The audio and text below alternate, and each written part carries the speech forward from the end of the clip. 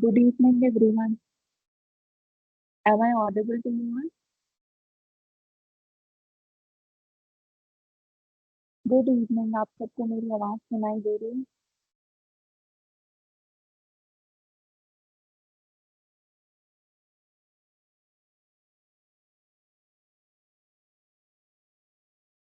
Okay, तो चलो आज की क्लास से स्टार्ट करते हैं। बट हम एक बार पहले पिछली क्लास को रिवाइज कर लेते हैं, हमने उसमें क्या क्या पढ़ा था। पिछली क्लास में हमने बायो इन्फॉर्मेटिक्स के बारे में पढ़ा था कि बायो इन्फॉर्मेटिक्स क्या होता है। याद है आप लोगों को बायो इन्फॉर्मेटिक्स क्या होता है? What is bio informatics?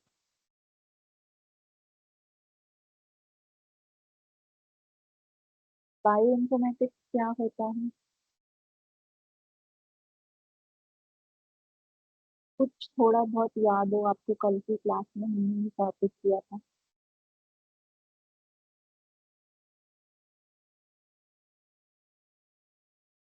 बताओ ना मुझे क्या होता है।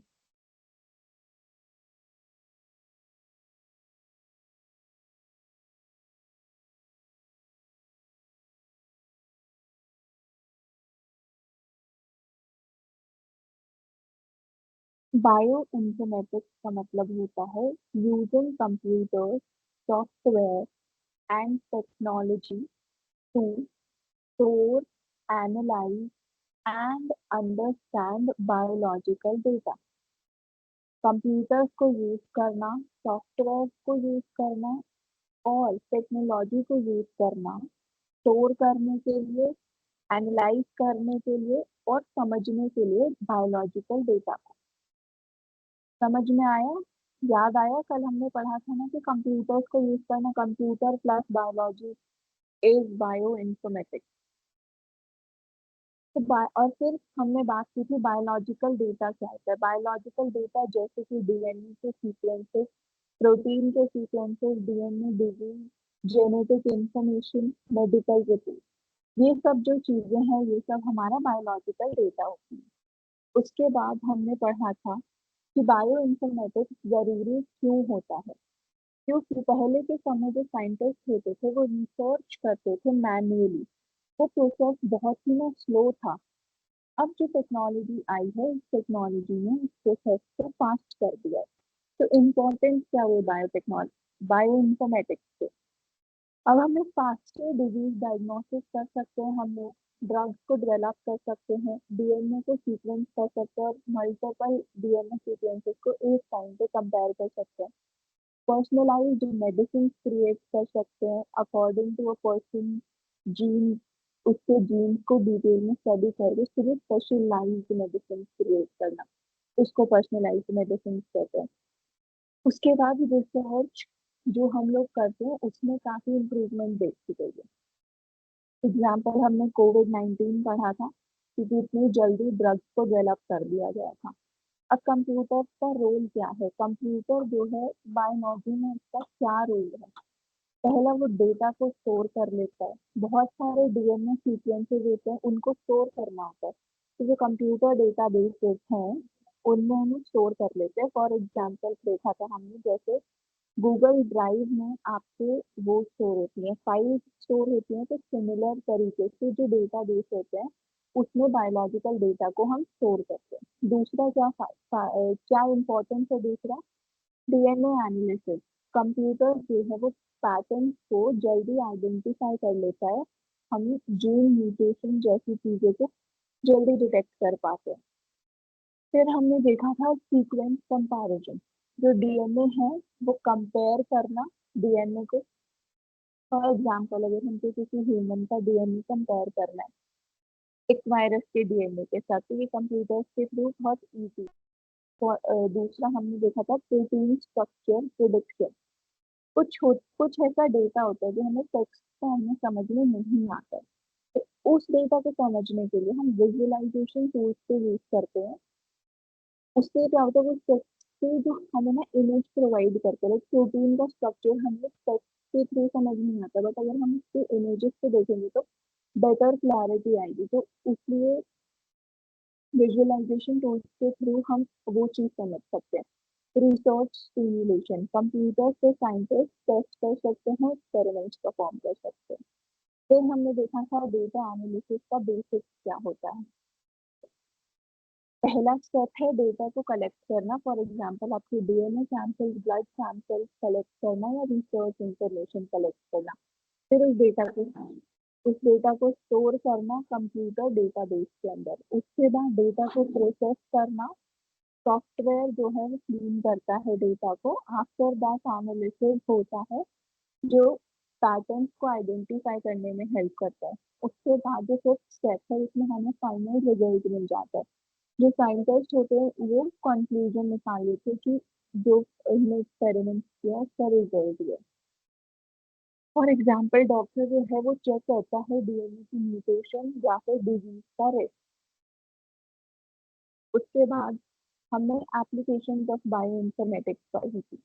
एप्लीकेशन क्या क्या है, हेल्थ केयर में हमने पढ़ा था डिजीज डायग्नोस करना, कैंसर के रिसर्च करना, ड्रग की डिस्कवरी करना। एग्रीकल्चर में फायदे देखे थे, बेटर क्रॉप्स बनाना, डिजीज रेजिस्टेंट क्रॉप्स बनाना। फिर फॉरेंसिक में देखा था, फॉरेंसिक में डीएनए फिंगरप्रिंटिंग करना और डीएनए को मैच करना या क्राइम इन्वेस्टिगेशन करना। फिर एवोल्यूशन को स्टडी करना, कैसे कैसे डिफरेंट डिफरेंट स्पीशीज को कंपेयर करके पर्सनलाइज्ड मेडिसिन को क्रिएट करना। ये सब कुछ एप्लीकेशन थी।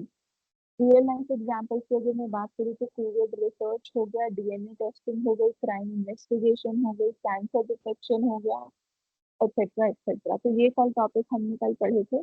किसी को इनमें कोई डाउट है?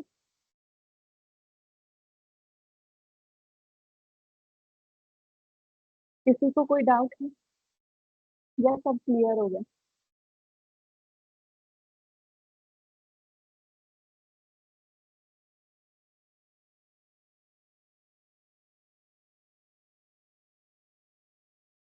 चलो तो लेट्स प्रोसीड करते हैं।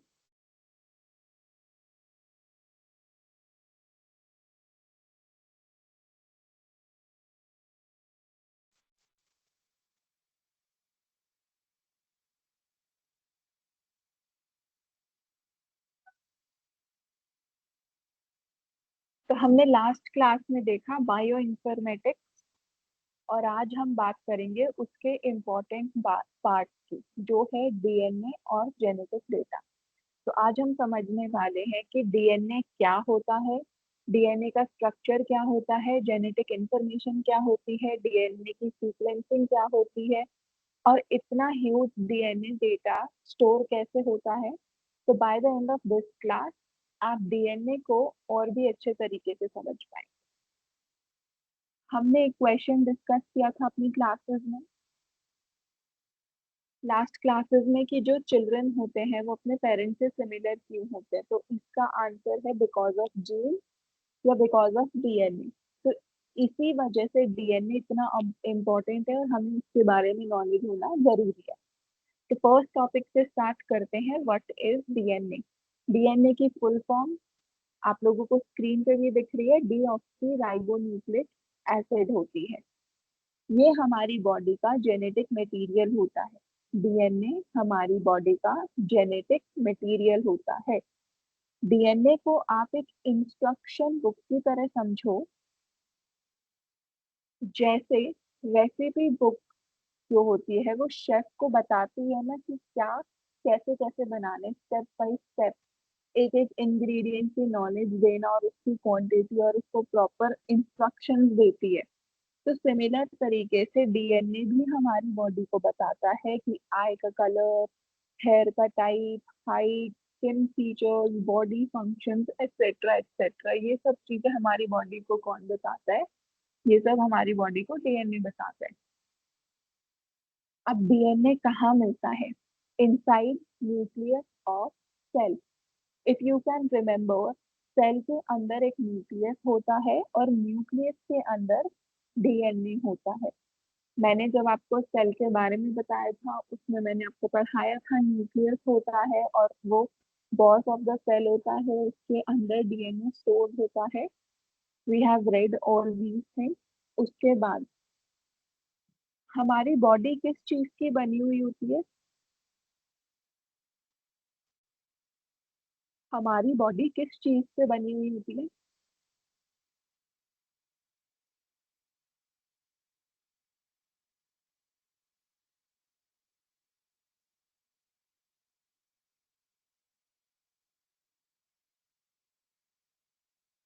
Tell me.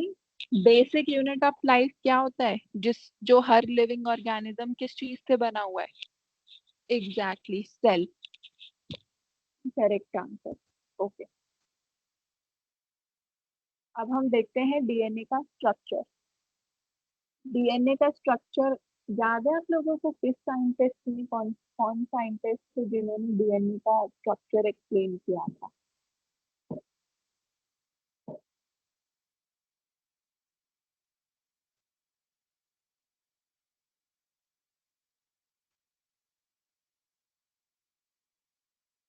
ये तो मैं डिस्कस कर चुकी हूँ ना, डीएनए का स्ट्रक्चर किसने दिया था, कौन थे वो दो साइंटिस्ट? ये तो मैंने लास्ट की क्लास में बताया था। टेल मी, साइंटिस्ट के नाम बताओ।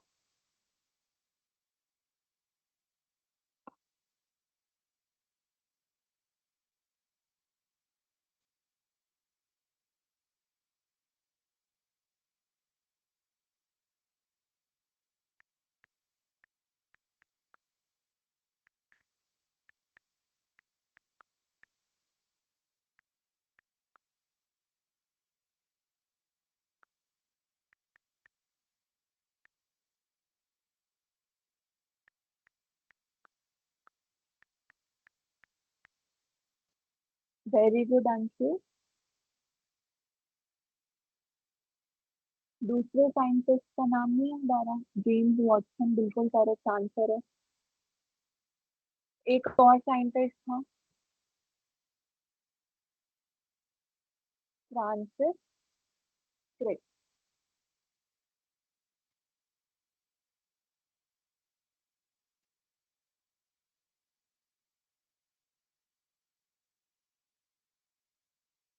Very good Muskan. Very good प्रिया।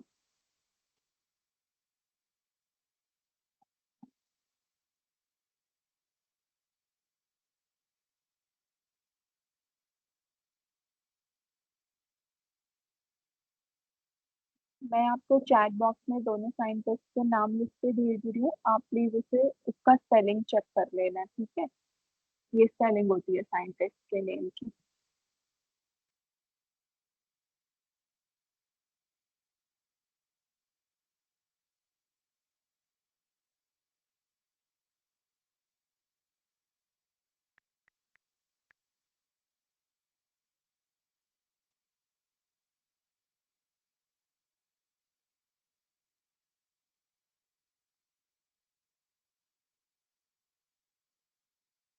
अगेन आप सबको स्क्रीन पे डीएनए का स्ट्रक्चर दिख रहा है, इसको दोबारा से रिवाइज कर लेते हैं। डीएनए का स्ट्रक्चर जेम्स वाटसन और फ्रांसिस क्रिक ने दिया था। डीएनए की शेप कैसी होती है? Double helix. डबल हेलिक्स यानी लैडर को ट्विस्ट कर दो, ट्विस्टेड लैडर जैसी शेप होती है, ऐसा लग रहा है ना जैसे सीढ़ी हम लोग घर पे यूज करते हैं, उसको घुमा दिया हो।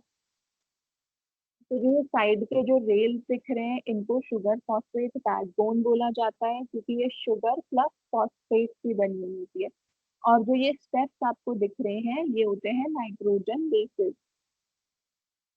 Nitrogen bases. चार तरह के बेस होते हैं: एडेनिन, थाइमिन, साइटोसिन और गुआनिन। चार तरह के नाइट्रोजन बेसेस होते हैं, ATCG। और फिर मैंने आपको बताया था इनका एक पेयरिंग रूल होता है, as you all can see on the screen, कि हर बेस पेयरिंग टी ने जी के साथ कर रखी है और ए ने टी के साथ कर रखी है। हर बेस पेयरिंग जी ने सी से कर रखी है और ए ने टी से कर रखी है। तो ये रूल है, ये फिक्स रूल है। तो आप लोग मुझे चैट बॉक्स में लिख के बताओ, अगर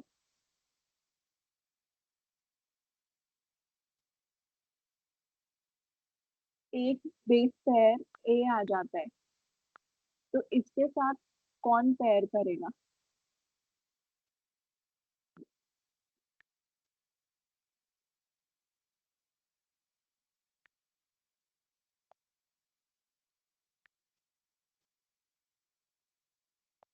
वेरी गुड। और सी आ जाता है तो सी के साथ कौन बेस पेयर करेगा?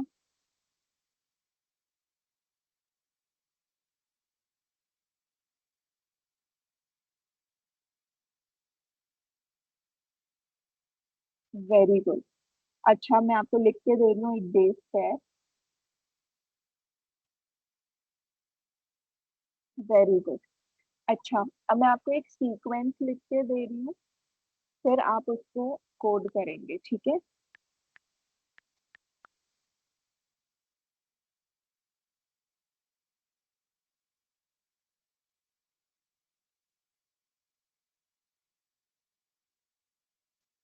अब मैंने ये सीक्वेंस बना दी। मैंने पहले पूछा था ए के साथ कौन करेगा, अब मैंने लिख दिया ATGC। अब इनके साथ कौन कौन बेस पेयरिंग करेगा? सबको एक सिंगल लेटर की तरह ट्रीट करो। पहले मैंने लेटर लिखा है ए, तो ए के साथ कौन करेगा? अलग अलग लिख के मत भेजना, एक साथ लिख के भेजो। आप अपने से अभी चैट बॉक्स में लिखते रहो, ए के साथ कौन करेगा। ये सारे कैपिटल में होते हैं अंशु, आप इनको स्मॉल में मत करो, सबको कैपिटल में लिख के भेजो, ठीक है? स्मॉल लेटर्स में नहीं मिलते ये। ATGC, TACG, TA। श्वेता, आपने तो एग्जैक्टली मेरे वाली कोड को कॉपी कर दिया है। नहीं, ए के साथ कोडिंग नहीं करता है, ए के साथ टी होता है।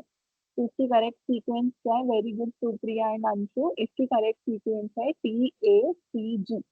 श्वेता, आपको समझ में आया? Yes, correct.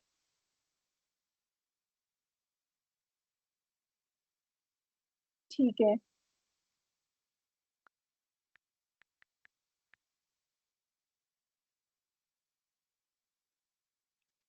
अच्छा, अब मैं एक और कोड लिख के भेज रही हूँ, पहले ध्यान से सुनना। अब मैं कह रही हूँ रिवर्स कोडिंग करनी है इसकी। रिवर्स कोडिंग यानी पीछे से शुरू करो। पीछे टी है ना, तो आप बताओ टी के साथ कौन कोड करेगा? रिवर्स यानी आप पीछे वाले को फर्स्ट मानोगे, ठीक है? जहां पे भी लिखा हो रिवर्स करना है तो आप पीछे वाले को फर्स्ट मानोगे, और फिर ए की बताओगे, फिर बताओगे टी के साथ कौन करेगा, फिर बताओगे जी के साथ कौन करेगा, फिर सी के साथ कौन करेगा, अगर रिवर्स वर्ड का यूज किया गया है तो।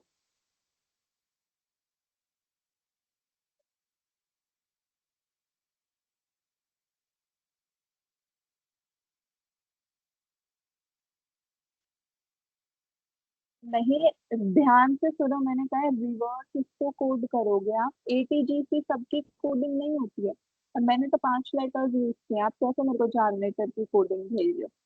मैंने लिखा है CGTAT, ये है मेरा कोड। तो पहले मैंने बोला है आपको रिवर्स कोडिंग करनी है, तो पहले पीछे से कोडिंग करनी शुरू करो। तो आप बताओ, लिखो टी के साथ कौन कोड करेगा? लिखते जाओ, मैं बता रही हूँ। टी के साथ कौन बेस पेयरिंग करेगा? फिर बताओ ए के साथ कौन बेस पेयरिंग करेगा? Very good Anshu, you have written the correct answer. समझ में आया? क्लियर हुआ? हाँ, ऐसे ऐसे कोडिंग तब करोगे जब बत बोला हो कि रिवर्स कोडिंग करनी है, तब ऐसी कोडिंग करोगे, वरना जो सिंपल मैंने ऊपर वाले एग्जाम्पल से समझाया है, सिंपल वैसे कोडिंग करोगे, ठीक है? सबको क्लियर हुआ ये वाला कॉन्सेप्ट?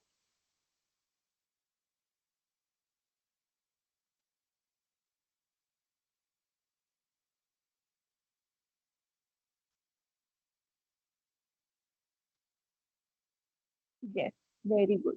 चलो, अब हम बात करते हैं। और DNA का स्ट्रक्चर भी सबको समझ में आ गया ना? जो फोटो मैंने आपको दिखाई है, वो इमेज क्लियर है सबको?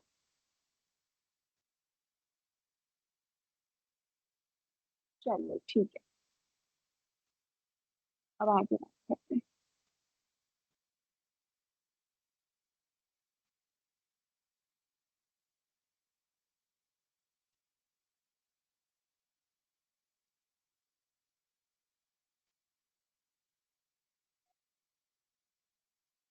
अब बात करते हैं व्हाट आर जीन्स या जीन्स क्या होते हैं।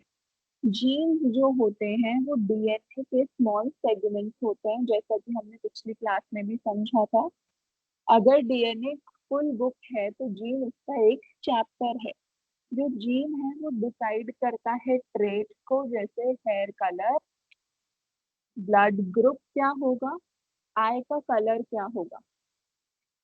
स्पेसिफिक ट्रेट को डिसाइड कर रहा है ना, हेयर कलर क्या होगा। जैसे पहले पूछा हमने, देखा हेयर का टाइप क्या होगा। अब स्पेसिफिक ट्रेट है कि एग्जैक्टली किस कलर का होगा, कि एग्जैक्टली किस टेक्सचर का होगा, ये एक पर्टिकुलर जीन बता देगा। उसके बाद हम बात करते हैं जेनेटिक इंफॉर्मेशन क्या होती है। जेनेटिक इंफॉर्मेशन का मतलब होता है इंस्ट्रक्शन स्टोर्ड इन डीएनए। ये वो इंस्ट्रक्शंस होते हैं जो डीएनए के अंदर स्टोर्ड होते हैं। For example body growth, protein formation, disease risk या इनहेरिटेंस। यानी कि आपकी बॉडी कितना ग्रो करेगी, वो आपकी जेनेटिक इंफॉर्मेशन ऑलरेडी स्टोर्ड होती है। प्रोटीन फॉर्मेशन कैसा होगा आपकी बॉडी में, डिजीज का रिस्क, फ्यूचर में क्या डिजीज का रिस्क है आपको होने का, या फिर अभी आपको कौन सी डिजीज है, ये सब आपको आपकी जेनेटिक इंफॉर्मेशन से मिलेगा। और आपके इनहेरिटेंस, यानी कि आपके एंसेस्टर्स कौन थे, ये सब हम जेनेटिक इंफॉर्मेशन के थ्रू पता लगा सकते हैं। फॉर एग्जाम्पल अगर पेरेंट्स को एक सर्टेन डिजीज जीन है, if parents have certain disease genes, अगर पेरेंट्स के पास कोई भी सर्टेन डिजीज का जीन है, तो चांसेस है कि चाइल्ड जो है वो रिस्क को इनहेरिट करे।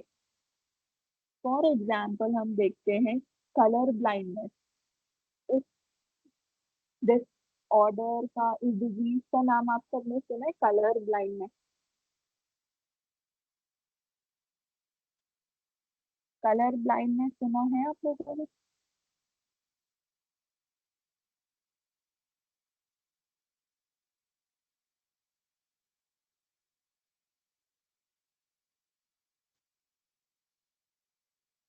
तो ये कौन सी डिजीज, ये कैसी बीमारी होती है कलर ब्लाइंडनेस? ये हम इनहेरिट करते हैं अपने एंसेस्टर्स से। कई बार ये किसी में मिसिंग हो जाती है, कई बार किसी में नहीं होती है। ये हम अपने एंसेस्टर्स से उसके जीन्स कैरी करते हैं, किसी में ये डोमिनेंट हो जाता है, किसी में ये रिसेसिव हो जाता है। इसलिए कलर डिस्टिंग्विश करने में थोड़ा सा प्रॉब्लम होता है, ठीक है, जिससे ये बीमारी होती है। उसके बाद हम बात करते हैं डीएनए सीक्वेंसिंग के basic.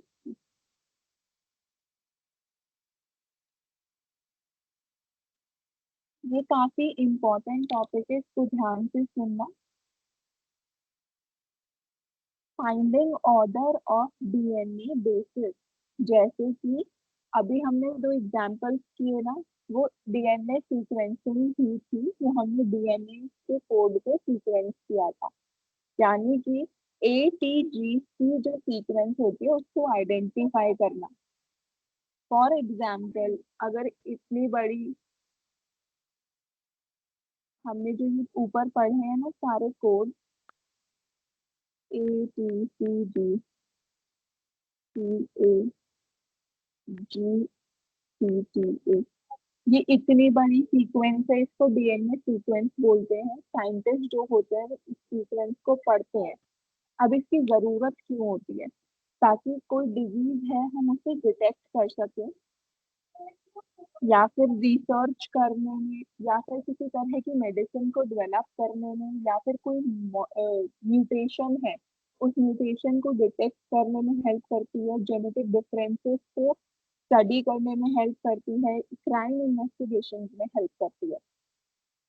For example Covid virus की जो सीक्वेंसिंग थी उसने किस चीज में हेल्प किया था? साइंटिस्ट को म्यूटेशन ट्रैक करने में हेल्प किया था।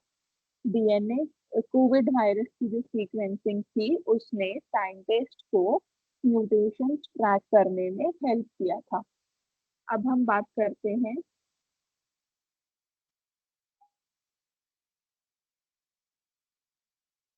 Genetic data analysis. मान लो वन सीक्वेंस मिल गया, अब उसका एनालिसिस होता है। एक बार मान लो सीक्वेंस मिल गया एक बार के लिए, अब उसको एनालाइज किया जाएगा। तो साइंटिस्ट चेक करेंगे कि कोई म्यूटेशन है, कोई डिजीज जीन्स है, कोई पैटर्न है, क्या सिमिलैरिटीज है, क्या डिफरेंस है, किधर म्यूटेशन हुई है एग्जैक्टली। फॉर एग्जाम्पल जो कैंसर को डिटेक्ट किया जाता है वो ऐसे ही सीक्वेंसिंग को कोड करके उसको एनालाइज करके कैंसर म्यूटेशन को डिटेक्ट किया जाता है। समझ में आया आप सबको ये टॉपिक? M I clear? किसी को कोई डाउट है?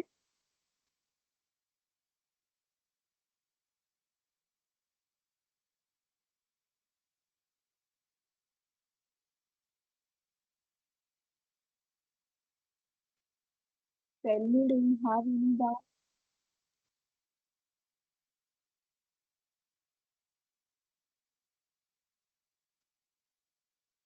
किसी को कोई डाउट, कोई प्रॉब्लम? समझ में आ गया यहाँ तक सबको?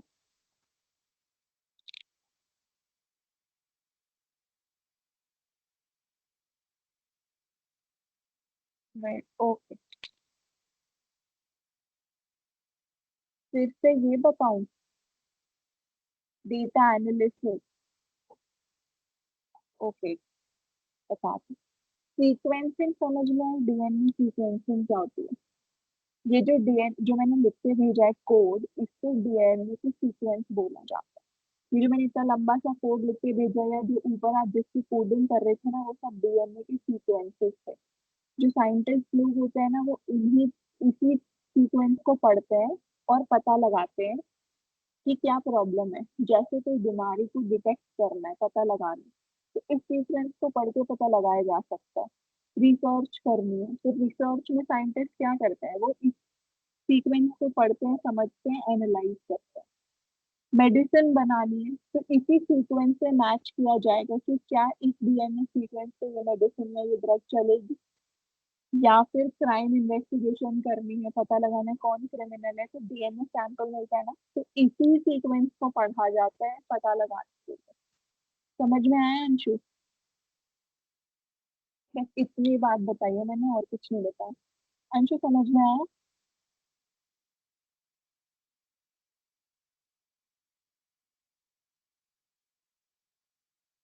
हाँ, ठीक है।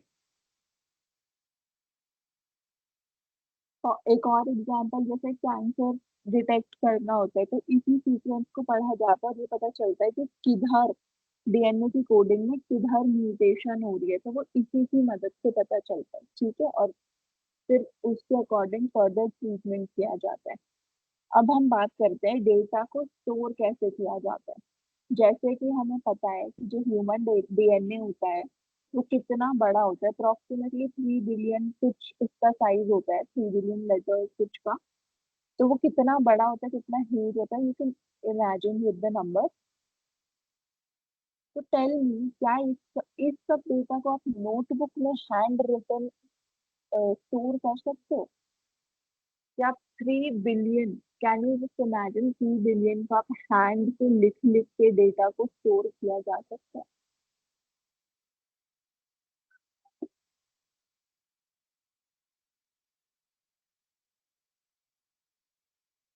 करेक्ट, नहीं किया जा सकता है।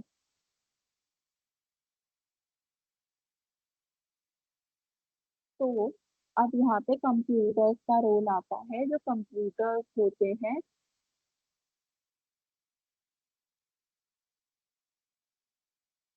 वो इस डीएनए डेटा को स्टोर करते हैं डेटाबेसेस में। अब इससे एग्जाम्पल क्या क्या है? एग्जाम्पल्स है, जेन बैंक हो गया, डीएनए डेटाबेसेस हो गए, हॉस्पिटल्स या फिर रिसर्च लैब।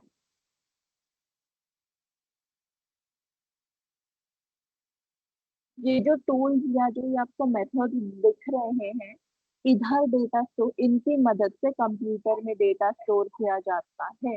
जैसे कि डीएनए के databases, D sorry DNA databases हो गए, जेन बैंक जैसे टूल्स हो गए। बायो इन्फॉर्मेटिक टूल्स होते हैं कुछ सॉफ्टवेयर जिनकी मदद से हम उतना बड़ा जो डीएनए का इंफॉर्मेशन है उसको कंप्यूटर में स्टोर कर सकते हैं। तो ये कहाँ पे मदद देता है? अगेन हम कुछ एप्लीकेशन देखते हैं, फिर से सेम एप्लीकेशन है। हेल्थ केयर हो गया, डिजीज डायग्नोसिस के लिए। क्राइम इन्वेस्टिगेशन हो गया, उसमें फिंगरप्रिंटिंग का यूज किया जाता है, डीएनए फिंगरप्रिंटिंग का। फिर फैमिली टेस्टिंग, लाइक तो कुछ केसेस होते हैं ना जिधर हम पेरेंट्स को चाइल्ड के पेरेंट्स का डीएनए टेस्ट के थ्रू पता चलता है। तो ये फैमिली टेस्टिंग में भी यूजफुल होता है, रिसर्च में यूजफुल होता है टू डेवलप मेडिसिन, एग्रीकल्चर में यूजफुल होता है क्रॉप को इम्प्रूव करने के लिए। Am I clear? हमने ये रियल लाइफ एग्जांपल्स भी देखे हैं, कंसिडर कर लिया है। फॉरेंसिक साइंस यानी क्राइम इन्वेस्टिगेशन होता है, डीएनए फिंगरप्रिंटिंग मैंने इसका एग्जांपल दिया है। एंसेस्ट्री टेस्टिंग यानी कि आपके पेरेंट्स, उनके पेरेंट्स कौन थे, इसकी मदद से वो भी किया जा सकता है। डिजीज डिटेक्शन भी हम डिस्कस कर चुके हैं कि कैसे डिजीज को डिटेक्ट, इसकी मदद से डिजीज को डिटेक्ट किया जा सकता है। तो ये जो एग्जाम्पल्स हैं ये दिखाते हैं कि how DNA data is used in real. समझ में आया सबको?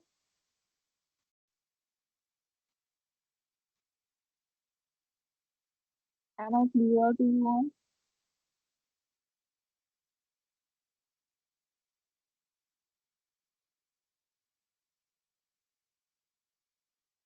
हाँ मुस्कान, ये सब डेटा कंप्यूटर में स्टोर किया जा सकता है। अभी मैंने आपको सिर्फ टूल्स के एग्जाम्पल्स बताए हैं ताकि आपको थोड़ा समझ में आ जाए। फर्दर क्लासेस में हम कुछ टूल्स को भी डिस्कस करेंगे कि कौन सी टूल्स में हम क्या स्टोर करते हैं। ठीक है, कौन टूल्स, क्या वो टूल्स हैं वो क्या इंफॉर्मेशन स्टोर करते हैं। आज के टॉपिक्स में किसी को प्रॉब्लम है तो कुछ ऐसी चीज जो आपको समझ में ना आई?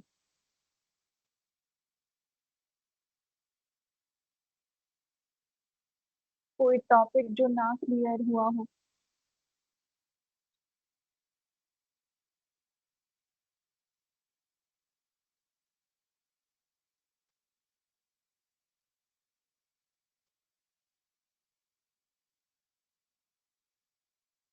ओके ना। What what does DNA stand for? Full form of DNA बताओ क्या होता है?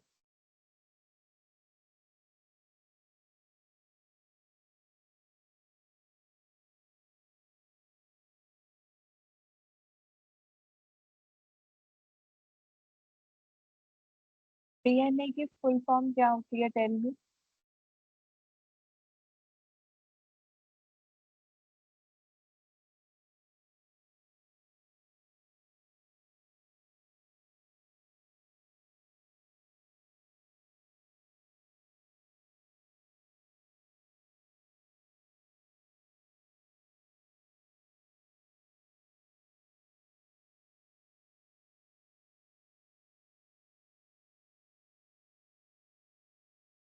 Deoxy ribo nucleic acid. Very good Shweta, Anshu. और बच्चे भी बताओ डीएनए की फुल फॉर्म क्या होती है?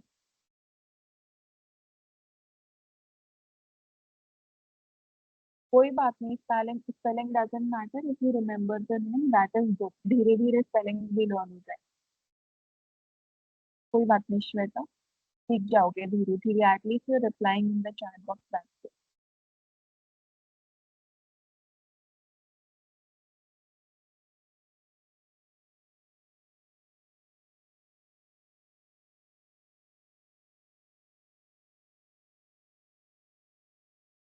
Very good Muskan. और बताओ किस किसको पता है डीएनए की फुल फॉर्म क्या होती है?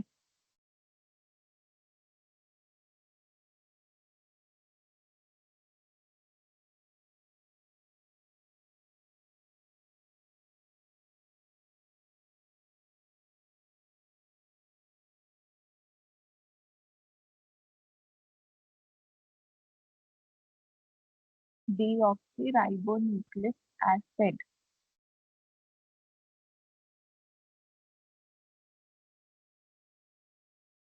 मैं करेक्ट स्पेलिंग भी लिख देती हूँ, आप उसको वहां से देख लेना। श्वेता और नविता, आप सब लोग स्पेलिंग सब एक बार क्रॉस चेक कर लेना ताकि आपको आगे याद रहे।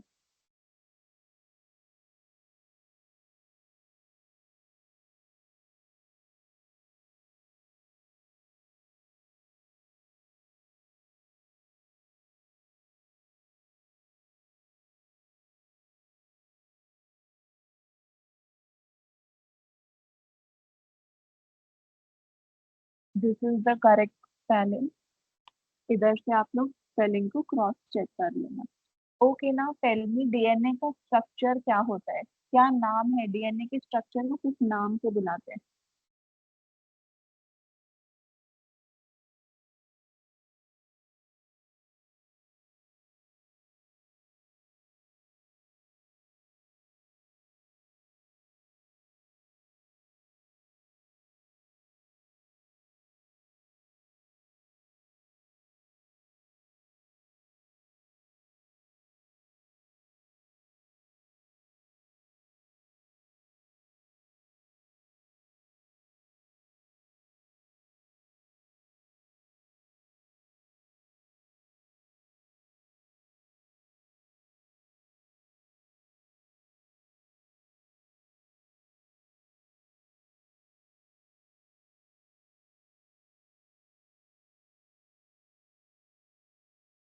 वेरी गुड अंशु, दावली कुमारी, मुस्कान, very good.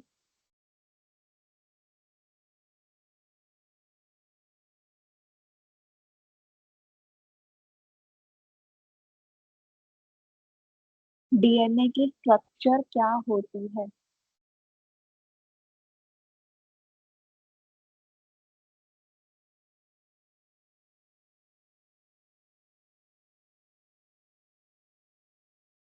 Very good Supriya, very good Shweta.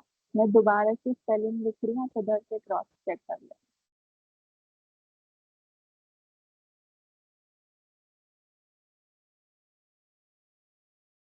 Okay, मैंने आपको 4 नाइट्रोजन बेस पेयर पढ़ाए थे अभी, 4 तरह के।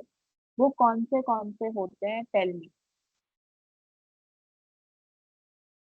अगर आपको पूरे पूरे नाम याद है तो वेल एंड गुड, नहीं तो आप मेरे को शॉर्ट फॉर्म भी बता सकते हैं।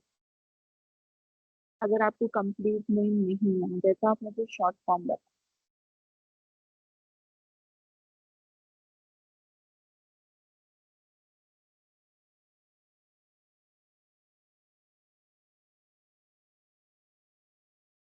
ATGC, very good.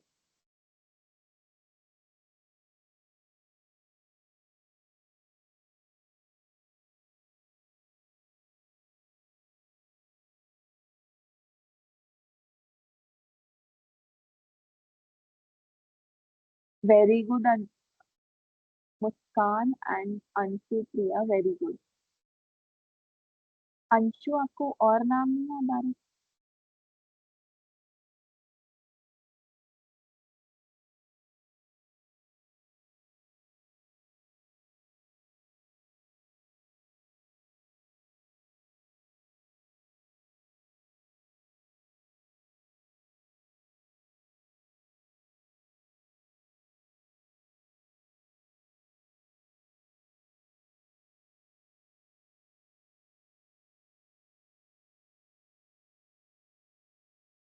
Very good Shweta.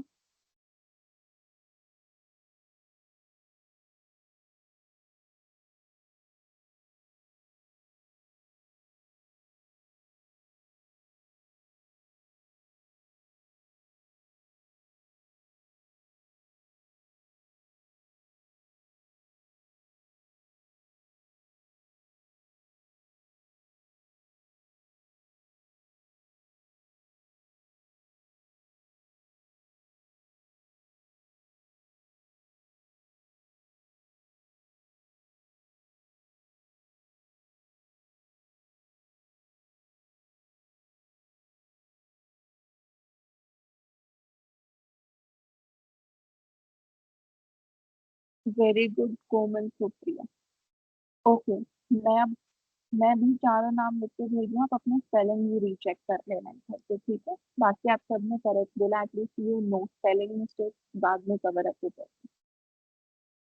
क्या आप लोग मुझे डीएनए का सबसे मेन फंक्शन क्या होता है वो बता सकते हो? सबसे सबसे पहली चीज जो हमने डीएनए के बारे में पढ़ी थी, कि इसके पास होता क्या है, डीएनए के पास क्या होता है, डीएनए के पास क्या कैरी करता है डीएनए?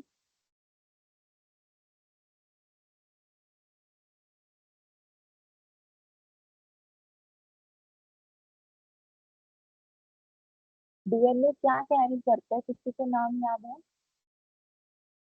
एटलीस्ट ट्राई करो कि डीएनए किस क्या मेन फंक्शन होता है डीएनए का। मैंने बताया था वो कैरी करता है, वो सबसे इम्पोर्टेंट चीज होती है।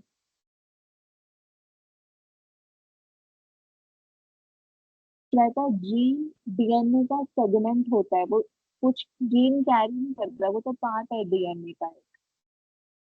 लाइक दिस, ये जो हेयर स्ट्रैंड, ये जैसे ये फिंगर दिख रही है ना आपको, इसको आप डीएनए समझो। ये थ्री पार्टीशन दिख रहे हैं, मान लो ये जो अपर वाला पार्ट है, ये एक इतना सा एक जीन है ये पूरा डीएनए, इसका एक छोटा सा पार्ट होता है जीन। ये भी एक जीन है अलग से, इस वाले पार्ट को कंसिडर करोगे तो ये भी अलग से जीन है। Very good Anshu, correct answer. Gene समझ में आया श्वेता, नविता एंड कोमल? मानो ये फिंगर पूरा है जो ये डीएनए है, इससे छोटा छोटा सेगमेंट जो है उसको बोलते हैं हम gene. Gene is a part of DNA.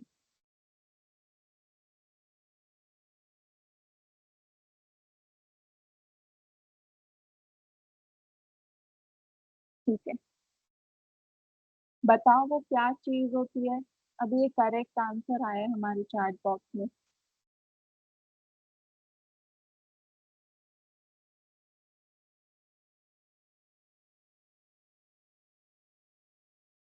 Very good Shweta, Anshu.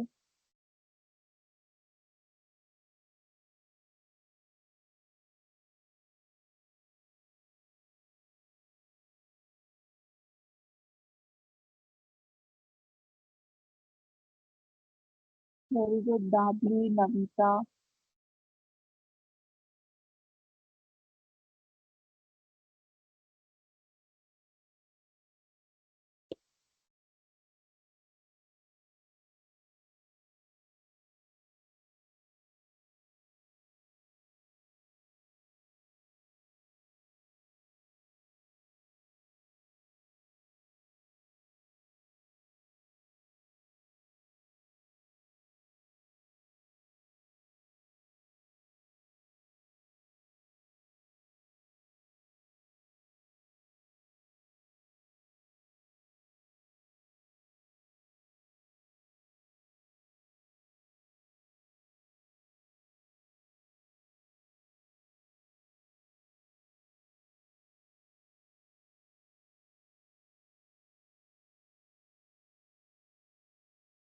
Genetic information, correct answer. Main function क्या होता है डीएनए का? जेनेटिक इंफॉर्मेशन को कैरी करना।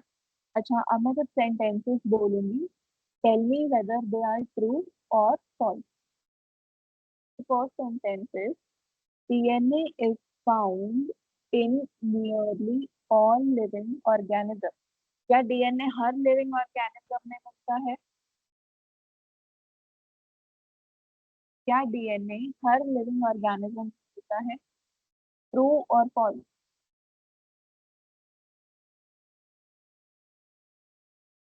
किसके पास सेल है, और जो लिविंग ऑर्गेनिज्म होता है हर के पास सेल होता है, और जिधर सेल है उधर न्यूक्लियस होगा, और डीएनए किधर होता है? न्यूक्लियस के अंदर। तो यस, हर लिविंग ऑर्गेनिज्म के पास डीएनए होगा।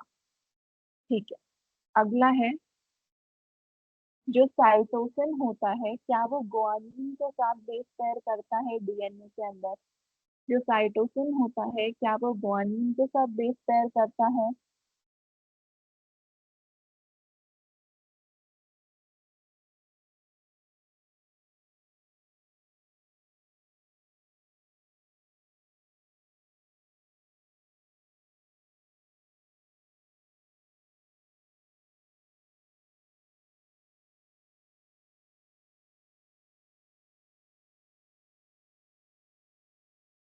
ठीक है। जो डीएनए सीक्वेंसिंग होती है, जो ये ATGC कोडिंग होती है, इसको डीएनए सीक्वेंस बोलते हैं। तो क्या ये डीएनए सीक्वेंस आइडेंटिफाई करती है डीएनए के कलर को? क्या ये सीक्वेंस आइडेंटिफाई करती है डीएनए के कलर को? ध्यान से सुनो क्वेश्चन को। क्या जो डीएनए सीक्वेंस है वो आइडेंटिफाई करती है डीएनए के कलर को?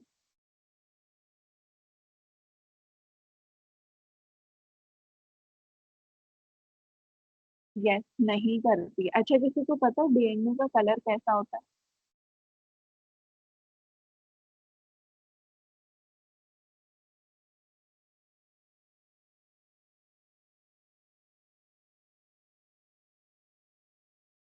कलरलेस हो, या तो वाइट कलर होता है, या फिर कलरलेस या ट्रांसल्यूसेंट हो गए, फिर ट्रांसल्यूसेंट कलरलेस कलर होता है मोस्टली। कभी कभी वाइट भी मिल जाता है, वाइट या कलरलेस ट्रांसल्यूसेंट, ठीक है। अच्छा, okay. Genetic information can be stored digitally. क्या हम जेनेटिक इंफॉर्मेशन को डिजिटली स्टोर कर सकते हैं?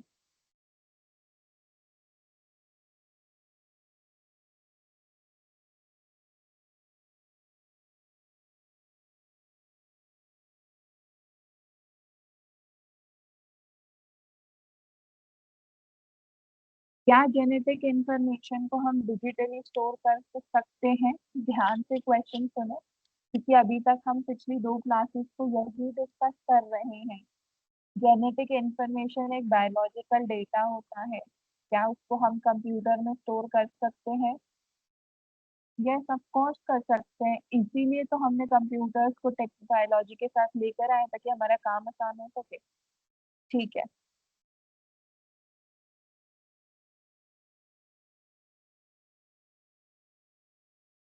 ओके। पिछली असाइनमेंट करने में किसी को कोई प्रॉब्लम आई थी?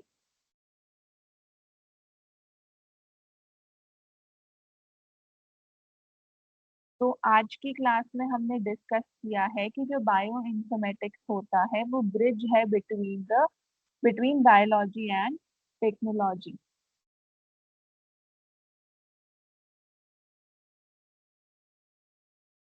कल की असाइनमेंट करने में किसी को प्रॉब्लम आई थी?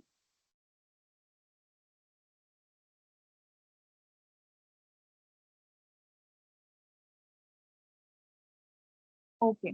तो बेसिकली जो डीएनए होता है वो आप लोगों के एक बायोलॉजिकल आइडेंटिटी की तरह है, आइडेंटिटी है।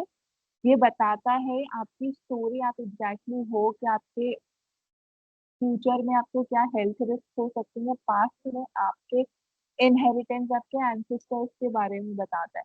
फ्यूचर मेडिसिन एंड बायोटेक्नोलॉजी जो है वो हेवीली डिपेंड करते हैं डीएनए के एनालिसिस के ऊपर, ठीक है। डीएनए है तो छोटा, but it carries a lot of information. तो ओके, मैं आज की असाइनमेंट शेयर कर रही हूँ आपके साथ, आप लोग उसका भी स्क्रीनशॉट ले लो। अभी आप असाइनमेंट को लिख के रख लो, आपको बता दिया जाएगा आपको असाइनमेंट को किधर सबमिट करना है। ठीक है श्वेता?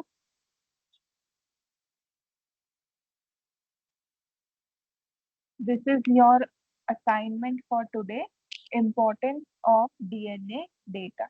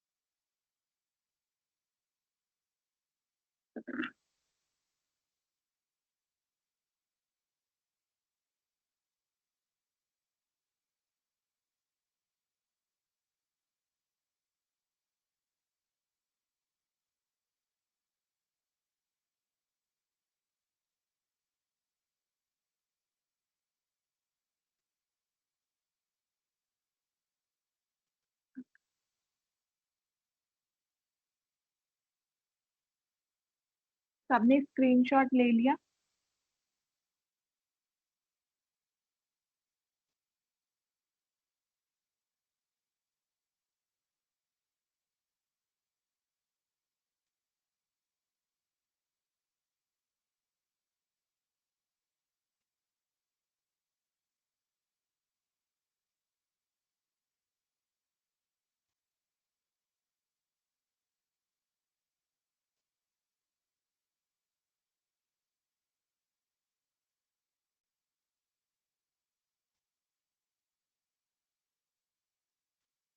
आप सबने स्क्रीनशॉट ले लिया असाइनमेंट का? अब डीएनए के इम्पोर्टेंस के बारे में आप सब लिख लोगे ना अपने असाइनमेंट में?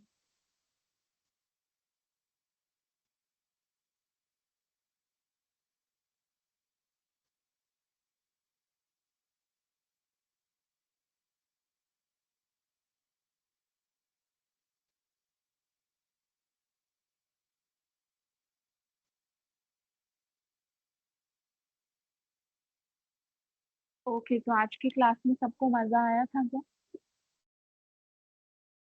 आज की क्लास में सबको मजा आया?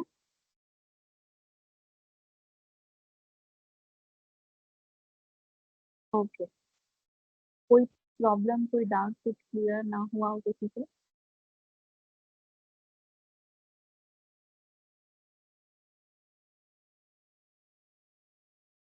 Okay. Girls, I am so proud of you. आज आपकी आपने क्लास में बहुत अच्छे से रिस्पॉन्ड किया है, वेरी गुड। कल से नेक्स्ट क्लास में भी ऐसे ही रिस्पॉन्ड करना होगा। This would be quite interactive और आपकी अंडरस्टैंडिंग और बेटर होगी, और आपको भी पता चलेगा कि आपको क्या कॉन्सेप्ट क्लियर नहीं हुआ है, क्या चीज आपको समझ नहीं आई। ठीक है, चलो, shall we end the class here?